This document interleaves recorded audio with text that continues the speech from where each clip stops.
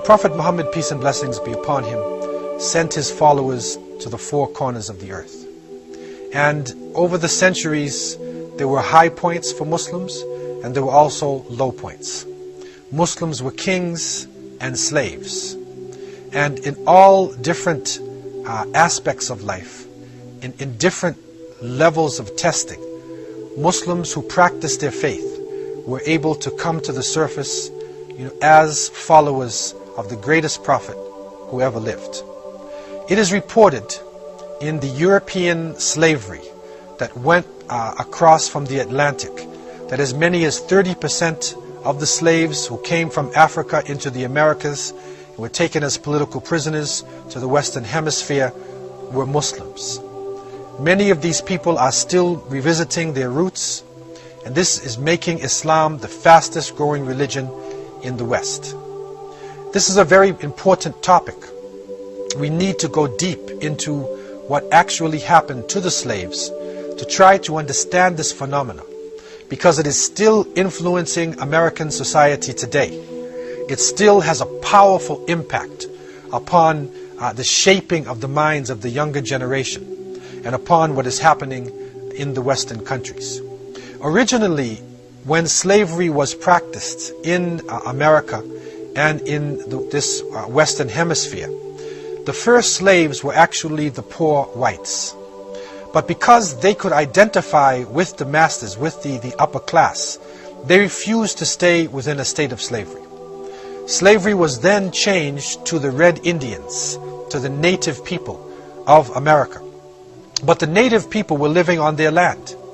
And so they refused also to remain in slavery, and either they would sit down and refuse to move until they died, or they would fight to their death and they would escape. So the European colonialists at that time needed to have people who could easily be identified and also were familiar with the growing of cotton and sugarcane and living within a semi-tropical climate. And so they looked to the west coast of Africa to try to bring in slaves who would fit this role and who would propel the culture to give products for the industrial revolution that was about to happen. The first slaves were brought into the New World around 1518. And this was through the Portuguese and the Spanish, who gave out licenses in 1518. And then we find slaves coming in. After that point, we find then the Dutch, the British, the French, all of the colonial masters at the time were selling people as you sell chattel. And this slavery continued and increased until the point where millions of people were affected by it. And so we can say that through the slave trade and through what happened in what is called the Middle Passage in between Africa and the Americas, that millions of people actually met death and destruction, and Africa up until today has not recovered from this terrible genocide that went on. All tribes, all languages, all religions in West Africa were brought together and put onto the slave boats. Ashanti, Koromante, Yoruba, Igbo, Wolof. Amongst them were Muslims. Almost 1 in every 3 of the slaves being taken to America was Muslim. The Mandinka, the Fulani, the Hausa, and from the Yoruba and Ashanti, those who had accepted Islam also found themselves on the boat. In early America, it was also reported that some of the African people who were living in America had slaves, that they owned their own property. But in 1685, the Code Noir, the black laws were written, and in this divisive legislature that was passed, every person of African descent became a slave. And so, with no hope for freedom, resistance became a powerful message amongst the African slaves.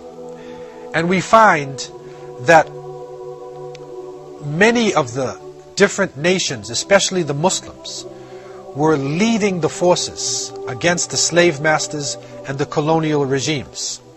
And reports are coming, especially of Mandingos, which is the English way of saying Mandinka, from the Mande people. And we know that this is one of the largest language groups and cultural groups in West Africa. And they became the leaders of the resistance in many parts of the Caribbean and in South America.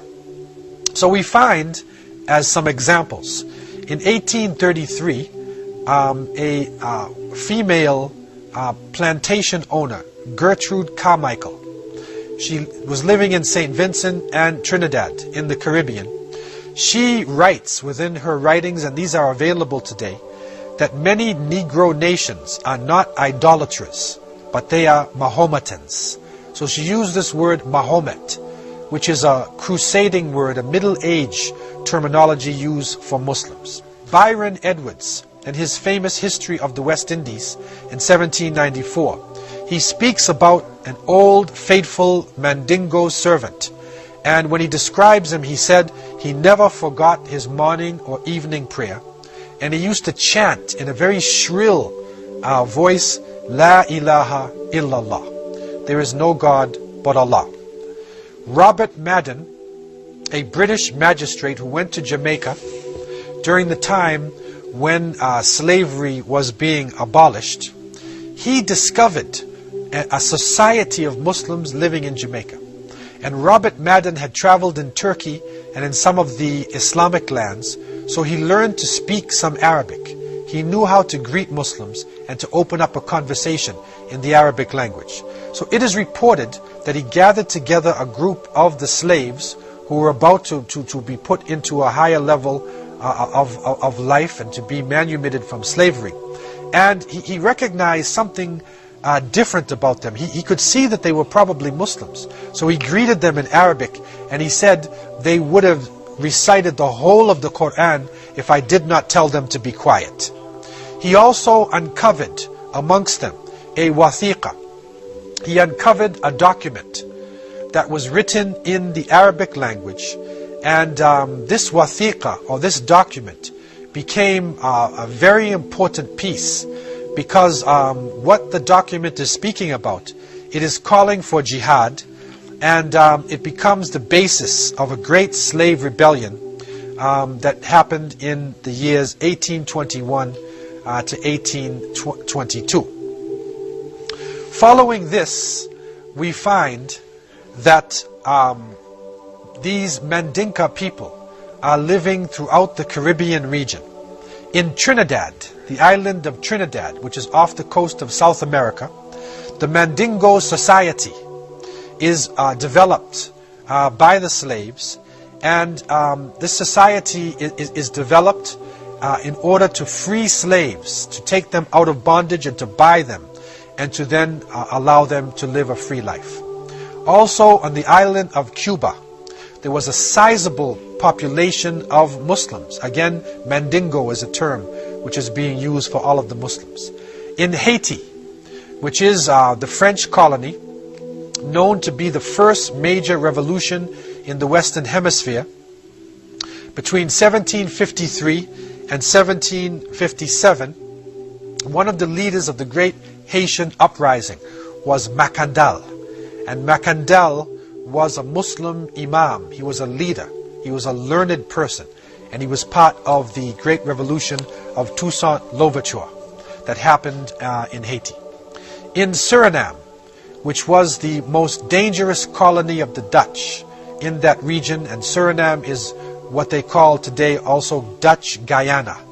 So it falls in South America.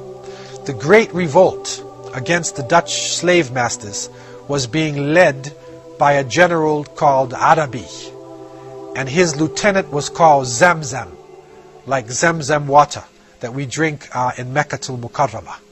So we find Arabic names being used by people throughout the region.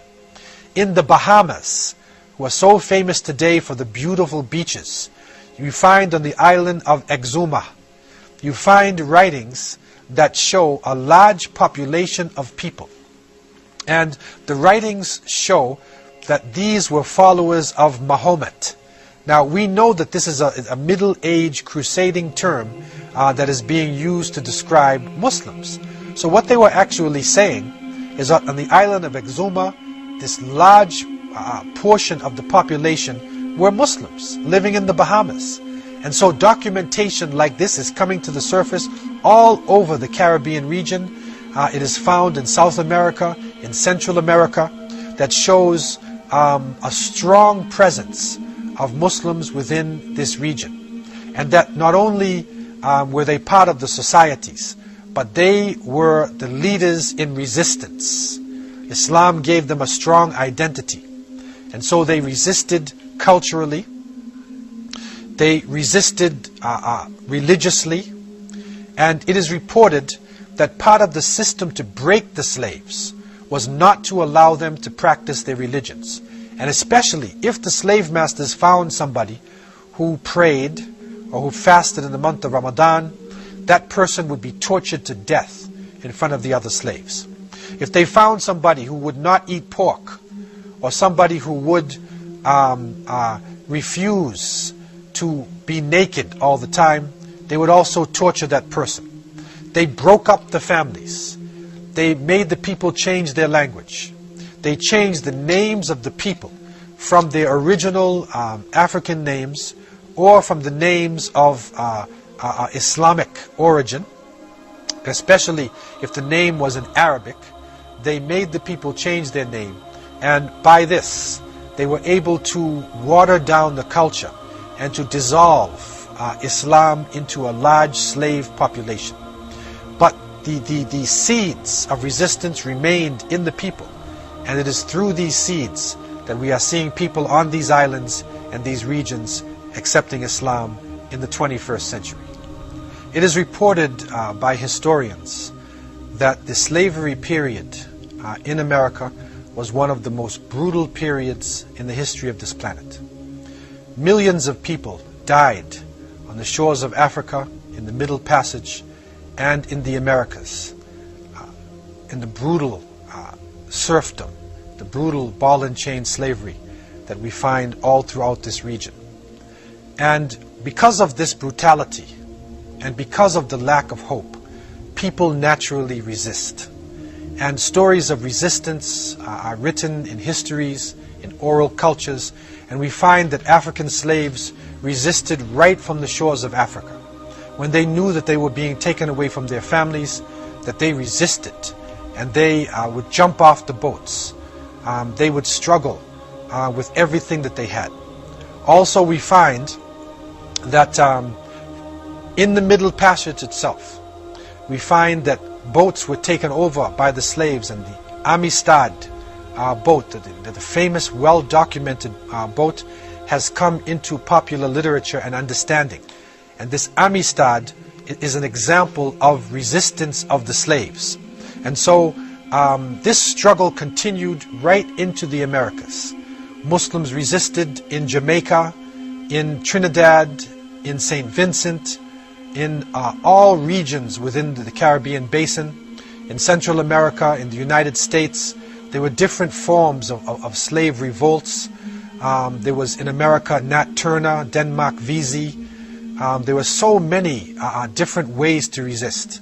It is reported also a woman, Harriet Tubman, developed the Underground Railroad, where she enabled Muslims or African people to flee from the South into Canada. And so this became one of the greatest African resistance in the West. What concerns us here is to bring out an aspect of this resistance that in the past has been overlooked. And that is the presence of Muslims. It is now recognized that over 30% of the slaves brought to the Americas were Muslims. Now we are seeing documentation coming to the surface. We are seeing that Muslims maintained their culture of writing Arabic, that they maintained the ability to express the Quran, to express their Islamic culture, even though they were in a state of slavery. one of the most well-documented resistances that happened in the West was the case of Brazil. Brazil was a Portuguese colony that was developed in the early part of the slavery period, and it was known for its high production in sugarcane. From 1540 to 1570, the Indians, the native people of Brazil, were used in order to deal with the sugarcane, but they couldn't handle the pressure, and this was their original land.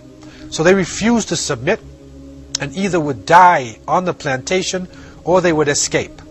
And so Africans were brought from the Senegambia region, from Benin, coming down from Nigeria and that part of West Africa, and also from Angola.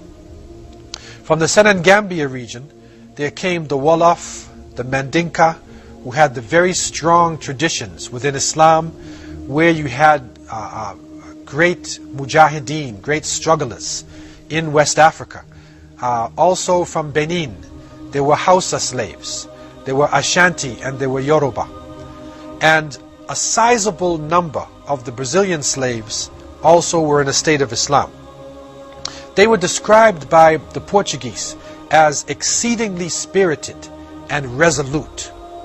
They were also described as the most intelligent element amongst the imported Africans, because many of them could read and write the Arabic language.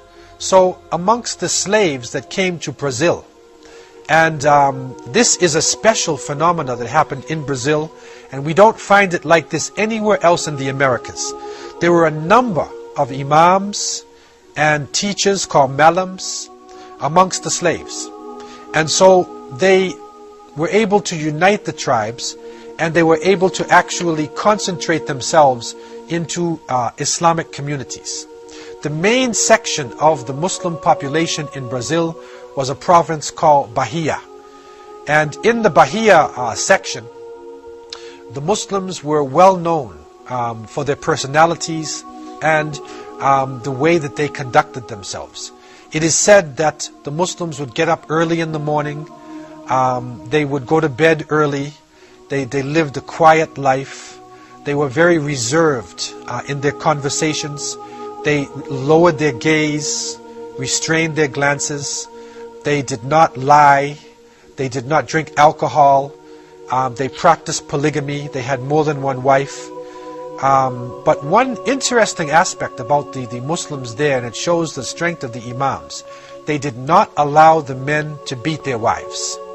And so from that a culture develops, a culture of justice develops, and the women within the Islamic community of Brazil were powerful also and involved in the struggle.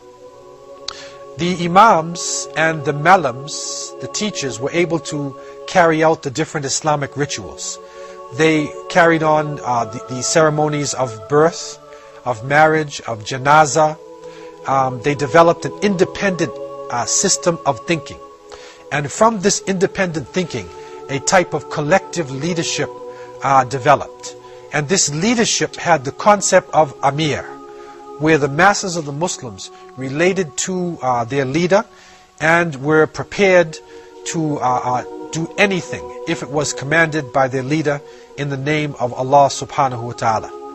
And so in May 27th, 1807, the first revolt took place in Bahia. It was a powerful revolt, and the intention of this revolt was to kill the masters, poison the water system, and to return to Africa. But unfortunately, spies, weak-minded hypocrites, munafiqeen, in the ranks of the Muslims, gave the information over to the authorities, and the government then waited for the revolt, and just before it was about to take place, they suppressed it, and they killed the leaders. But they took some of the people who were involved in it and they put them on boats and they sent them back to Africa. The second major revolt was in 1814, between 1814 to 1816. This was a spontaneous revolt. It was not organized in the way of the first revolt. And because of this lack of organization and the spontaneous nature of the revolt, they were able to kill many of the masters, and they were able to capture certain sections of the land, but they were eventually put down, and many of their ringleaders were either killed or sent back to Africa. The largest revolt took place in 1835, and this is known as the Great Revolt of the Malays.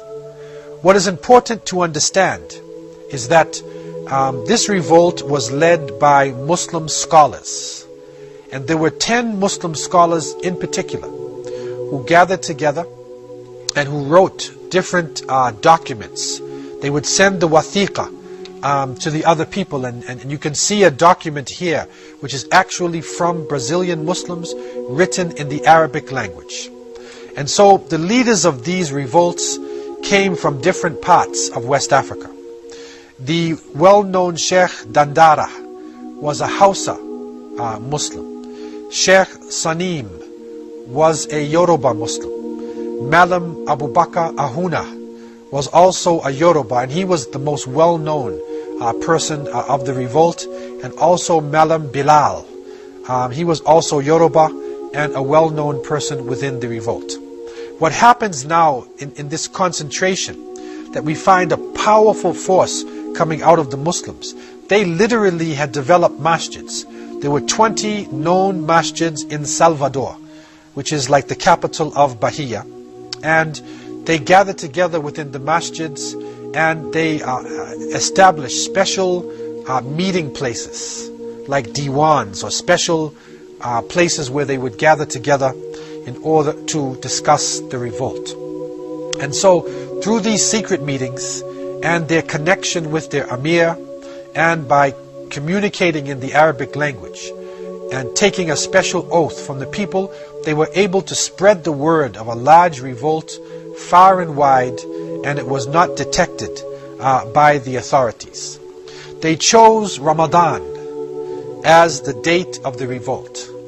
And but unfortunately, again, Munafiqeen came into the picture, and they informed the government authorities about this upcoming major revolt of the Malays that was to take place.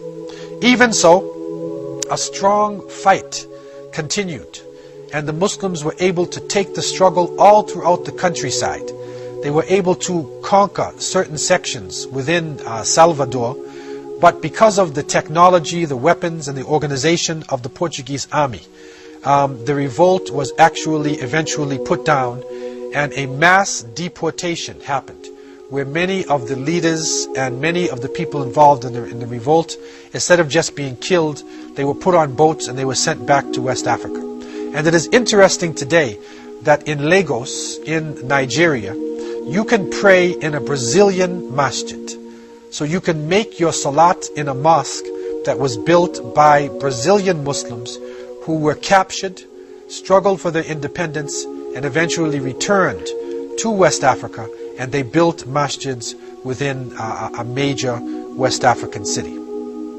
What this revolt showed was the fact that even under the most difficult circumstances, Islam was able to unite different tribal groupings. It also showed the spirit of struggle that Muslims were maintaining, especially those who were reading directly into the Book of Allah and following the Sunnah traditions of the Prophet Muhammad, peace and blessings be upon him.